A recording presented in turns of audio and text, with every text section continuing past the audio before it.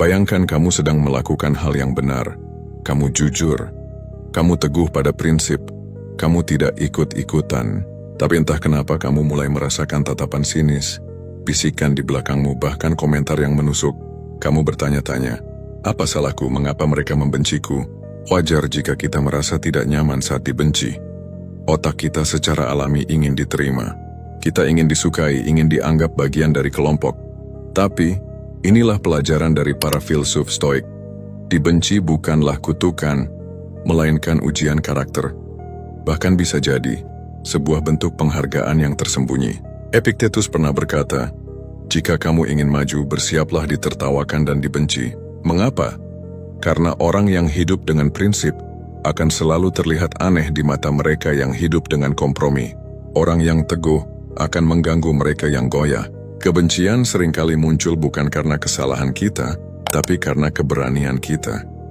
Kita berani jujur di tengah budaya basa-basi. Kita berani memilih jalan berbeda saat semua orang memilih aman. Kita berani bersinar, dan itu menyilaukan mata mereka yang memilih bersembunyi.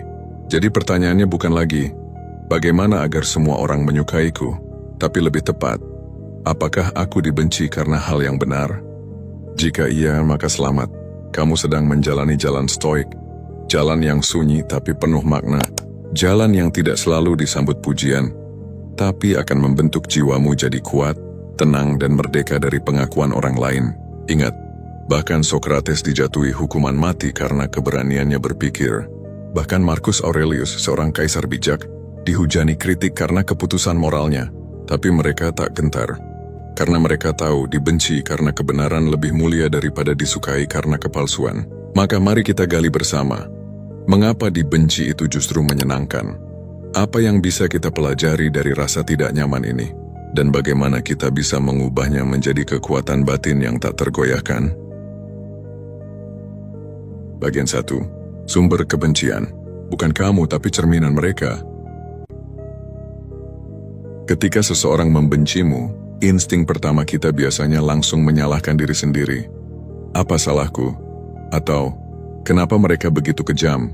Namun stoicisme mengajak kita untuk melihat dengan lebih jernih, bahwa kebencian orang lain seringkali tidak sepenuhnya tentang kita, tapi tentang mereka sendiri.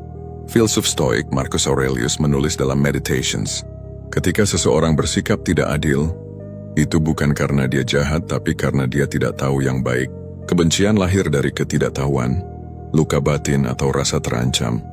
Ketika kamu bersikap jujur di lingkungan yang terbiasa manipulatif, kejujuranmu akan tampak seperti ancaman.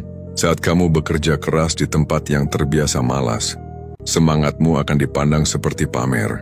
Bahkan saat kamu diam dan tidak membalas, mereka bisa merasa kamu meremehkan mereka. Itu bukan salahmu, kamu hanya menjadi cermin. Dan orang-orang yang belum siap melihat bayangan mereka sendiri akan memecahkan kaca, bukan memperbaiki diri. Benci adalah respons defensif. Ia lahir dari rasa kalah, cemburu, atau tersinggung oleh sesuatu yang tak ingin mereka hadapi dalam diri mereka sendiri. Itulah mengapa tokoh-tokoh besar sepanjang sejarah hampir selalu punya pembenci, justru karena mereka membawa nilai yang mengganggu kenyamanan banyak orang. Socrates dibenci karena bertanya. Galileo dibenci karena berpikir. Bahkan Nabi pun dibenci karena berkata benar di tengah sistem yang salah. Jadi jika kamu dibenci karena berkata jujur, bersikap adil, atau memilih jalan yang sesuai prinsipmu, itu bukan tanda kamu keliru. Itu bisa jadi tanda bahwa kamu sedang mengganggu zona nyaman mereka yang hidupnya penuh topeng. Tentu bukan berarti kita harus arogan dan menutup diri dari kritik. Kritik yang sehat tetap perlu disimak. Tapi kita harus bisa membedakan mana suara jujur yang ingin membantu kita tumbuh, dan mana suara benci yang hanya ingin kita tenggelam bersama luka mereka. Stoicisme mengajarkan kita untuk tidak mengambil semua reaksi orang lain secara personal. Mengapa? Karena reaksi mereka adalah milik mereka. Kita hanya bertanggung jawab atas tindakan dan niat kita sendiri. Sisanya, kita lepaskan. Kita tidak bisa mengendalikan perasaan orang terhadap kita, tapi kita bisa mengendalikan bagaimana kita meresponsnya. Dan ketika kita menyadari bahwa kebencian bukan sepenuhnya tentang kita mulai merasa ringan. Tidak perlu membalas, tidak perlu menjelaskan, tidak perlu berubah demi diterima, karena justru saat itulah kita benar-benar merdeka. Dibenci bukan lagi ancaman, tapi pertanda bahwa kita sedang berjalan di jalur yang otentik. Dan jalan yang otentik meski tidak ramai adalah satu-satunya jalan menuju jiwa yang damai. Bagian 2. Dibenci itu tanda kamu tidak menyerah pada standar orang.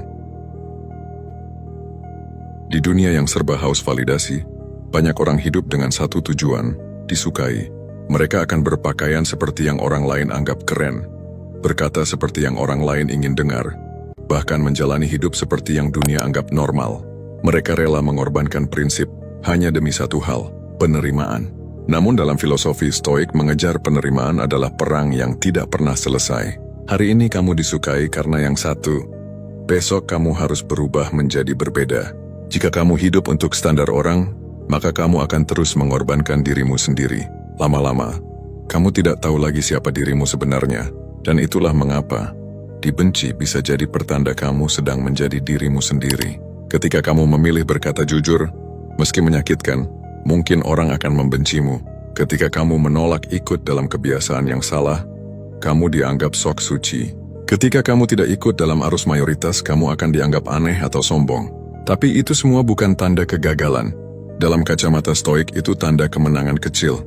Karena kamu memilih hidup berdasarkan nilai, bukan tekanan sosial.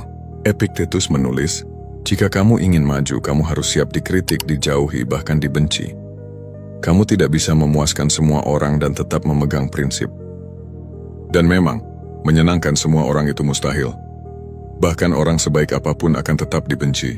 Lihatlah tokoh-tokoh bijak, bahkan mereka tidak luput dari cemooh. Bukan karena mereka salah, tapi karena mereka berani berbeda. Perbedaan itu mengganggu mereka yang nyaman hidup dalam keseragaman. Kejujuranmu akan menjadi ancaman di lingkungan yang penuh kepalsuan.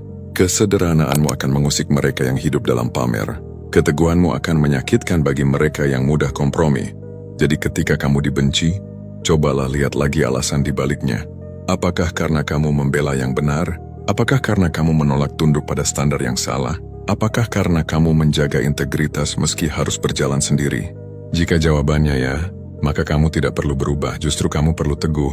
Dalam pandangan Stoik, hidup bukan tentang popularitas, tapi tentang keutamaan, virtue. Dan keutamaan itu jarang populer. Karena itu, kamu tidak akan bisa mengejar keduanya sekaligus. Jika harus memilih, Stoik akan berkata, pilih keutamaan. Biarkan pujian atau kebencian datang dan pergi. Kamu tetap pada jalanmu. Itulah seni hidup bebas. Saat kamu tak lagi terikat pada standar luar, kamu benar-benar merdeka. Dan meski dibenci, kamu akan tetap tenang. Karena kamu tahu kamu tidak hidup untuk memenuhi ekspektasi siapapun, kecuali dirimu sendiri dan nilai yang kamu pegang. Bagian 3. Membedakan kritik dan kebencian, mana yang patut didengar. Tidak semua yang terdengar menyakitkan adalah kebencian. Dan tidak semua yang tampak lembut adalah kebaikan. Inilah pentingnya memilah. Mana kritik yang membangun dan mana kebencian yang hanya ingin merobohkan. Filsafat Stoik tidak mengajarkan kita untuk jadi keras kepala atau anti masukan. Justru sebaliknya, Stoicisme mengajarkan kerendahan hati untuk menerima koreksi. Selama itu berasal dari niat baik dan bertujuan memperbaiki. Namun Stoik juga membekali kita kebijaksanaan untuk tidak menyerap racun yang hanya menyamar sebagai nasihat. Marcus Aurelius berkata dalam Meditations, jika seseorang menunjukkan bahwa aku berpikir atau bertindak keliru, aku akan dengan senang hati memperbaikinya, sebab mencari kebenaran adalah tugasku. Tapi jika maksud mereka hanya mengejek dan menjatuhkan, aku tidak punya urusan dengan itu. Dua orang bisa mengatakan kalimat yang sama, tapi dengan niat yang berbeda. Contoh, kamu terlalu idealis. Jika itu datang dari seseorang yang peduli padamu, mungkin ia sedang membantumu melihat realitas. Tapi jika datang dari orang yang merasa terancam oleh prinsipmu, mungkin itu hanyalah serangan yang dibungkus kepalsuan. Maka penting untuk bertanya, apakah orang ini mengenalku secara utuh? Apakah dia punya rekam jejak ingin aku tumbuh? Apakah ucapannya menyasar perilaku atau menyerang kepribadianku? Apakah setelah berkata, dia tetap membuka ruang diskusi atau hanya ingin menang? Jika jawabannya negatif, maka bisa jadi kamu sedang berhadapan dengan kebencian, bukan kritik. Dan dalam Stoicisme, kamu tidak wajib menjawab setiap suara. Tidak semua komentar pantas mendapat respon. Kadang, diam adalah bentuk kekuatan. Seneca, filsuf stoik lainnya, menulis, orang bijak tidak akan membuang waktu menjelaskan pada mereka yang tidak ingin memahami. Karena energi kita terbatas dan terlalu berharga untuk dihabiskan membalas mereka yang tidak ingin melihat kita berkembang, kita harus mengarahkan fokus pada pembelajaran, bukan pembelaan. Kritik yang sehat akan menguatkan kita, meski terasa perih. Tapi kebencian hanya akan melemahkan jika kita biarkan masuk terlalu dalam. Maka tugas kita adalah menyaring, bukan menolak semua masukan. Dengarkan dengan kepala dingin, tanggapi dengan hati tenang. Jika ada kebenaran di dalam kritik, ambillah. Jika hanya ada kebencian, lewati saja. Itu bukan makanan bagi jiwa kita. Dengan begitu, kita tidak mudah tumbang oleh komentar. Kita tetap belajar, tanpa jadi budak pujian atau korban hinaan. Dan pada akhirnya itulah sikap stoik sejati. Tegar dalam badai, tapi tetap lentur dalam pelajaran. Bagian 4. Menikmati kebencian, seni menerima tanpa terluka. Kedengarannya aneh, bukan? Menikmati kebencian, seolah kita diminta bersyukur saat dihina atau tertawa ketika difitnah. Tapi bukan itu maksudnya. Dalam stoicisme, menikmati kebencian bukan berarti menyukai rasa sakit. Ini soal mengelola emosi dengan bijak dan tidak membiarkan kebencian orang lain mencuri ketenangan kita. Stoik sejati memandang kebencian bukan sebagai serangan pribadi, tapi sebagai kesempatan untuk berlatih keutamaan. Ketika kamu dihina, kamu bisa memilih antara marah atau sabar. Ketika kamu difitnah, kamu bisa memilih antara membalas atau diam. Dan setiap kali kamu memilih jalan yang tenang, kamu sedang melatih otot mentalmu menjadi lebih kuat, lebih kokoh, lebih merdeka. Epictetus berkata, bukan hal di luar yang menyakitimu, tapi penilaianmu tentang hal itu. Jika kamu mengubah cara pandangmu, kamu akan bebas. Jadi ketika seseorang membencimu, sebenarnya kamu tidak terluka karena kebenciannya. Kamu terluka karena kamu menganggap itu penting. Tapi jika kamu belajar untuk melepaskan harapan agar semua orang menyukaimu, maka kebencian itu tidak akan menyentuh intimu. Itulah seni stoik, melatih jarak batin terhadap hal-hal yang tidak bisa kita kendalikan. Kamu tidak bisa mengatur isi kepala orang lain, tapi kamu bisa mengatur responsmu. Dan ketika kamu bisa tersenyum tetap tenang, bahkan tetap berbuat baik kepada mereka yang membencimu, maka kamu telah naik satu tingkat dalam perjalanan hidupmu. Menikmati kebencian bukan berarti pasrah, tapi itu berarti kamu tidak lagi dikendalikan oleh emosi negatif. Kamu melihat kebencian seperti badai, keras, berisik, tapi sementara. Sedangkan jiwamu adalah pegunungan, kokoh, tenang, dan tetap berdiri. Cara lain untuk menikmatinya adalah menjadikan kebencian sebagai indikator pertumbuhan. Kadang, semakin kamu naik level, semakin kamu akan dibenci oleh mereka yang belum siap melihatmu berubah. Dan itu tidak apa-apa. Itu artinya kamu tidak stagnan. Bayangkan seorang petani. Ketika tanamannya mulai tumbuh tinggi, semak liar akan mulai mengganggu. Bukan karena tanaman itu salah, tapi karena ia tumbuh. Begitu juga denganmu. Jika kebencian datang karena kamu bertumbuh, maka itu layak dirayakan dalam diam yang tenang. Terakhir, menikmatinya juga berarti tidak mengubah siapa dirimu hanya karena tekanan luar. Kamu tetap jadi dirimu. Bahkan di tengah kritik, di tengah olok-olok, di tengah fitnah. Dan kamu belajar satu hal, ketenangan itu bukan ketika dunia diam, tapi ketika kamu tidak lagi butuh pengakuan dunia untuk merasa damai. Bagian 5. Dibenci tapi damai. Setelah memahami bahwa dibenci bukan sepenuhnya masalah pribadi, bahwa dibenci sering berarti kamu sedang berjalan di jalur kebenaran, dan setelah belajar memisahkan kritik dari kebencian serta menikmati kebencian tanpa terluka, maka tiba saatnya kita menyentuh inti ajaran stoik. Damai dalam diri meskipun dunia membenci.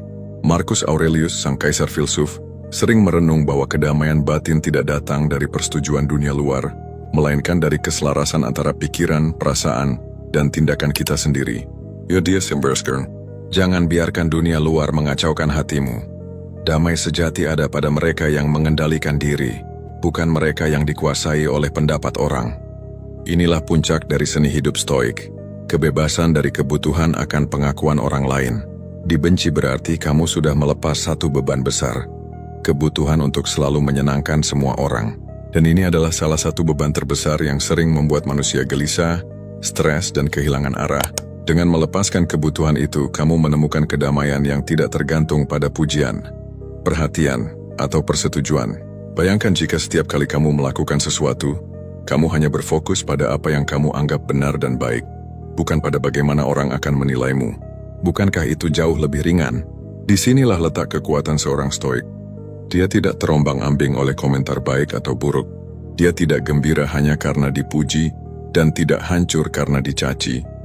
Ia tahu bahwa yang penting adalah integritas batin, dan itu adalah sesuatu yang tidak bisa dirampas oleh siapapun. Socrates pernah berkata, hidup tanpa refleksi adalah kehidupan yang tidak layak dijalani. Dalam konteks ini, refleksi berarti memahami bahwa kebencian orang lain bukanlah musuh, melainkan alat untuk menguji dan memperkuat diri. Maka ketika kamu mulai merasa dibenci, gunakan itu sebagai sinyal. Kamu sedang menjalani proses pembentukan karakter. Kamu sedang belajar untuk berdiri sendiri, tanpa perlu bergantung pada penerimaan. Kamu sedang membangun fondasi jiwa yang kokoh. Ini bukan hal yang mudah. Jalan stoik memang jalan sunyi dan berliku. Tapi di ujungnya ada ketenangan dan kebebasan sejati, yaitu kebebasan dari pengaruh opini orang yang tidak bisa kita kendalikan. Kamu tidak perlu takut lagi untuk berbeda, untuk dianggap aneh atau untuk dibenci, karena yang kamu cari bukanlah persetujuan dunia, tapi ketenangan hati. Dengan demikian, kebencian menjadi bagian dari perjalanan yang justru kamu syukuri. Ia menjadi guru keras yang mengajarkan keberanian, keteguhan, dan kedamaian. Dan inilah pesan terakhir. Jadilah seperti pohon yang tetap berdiri kokoh di tengah badai. Badai boleh datang, angin boleh mengguncang, tapi akar yang kuat akan membuatnya tetap tegak. Begitu juga dengan jiwamu.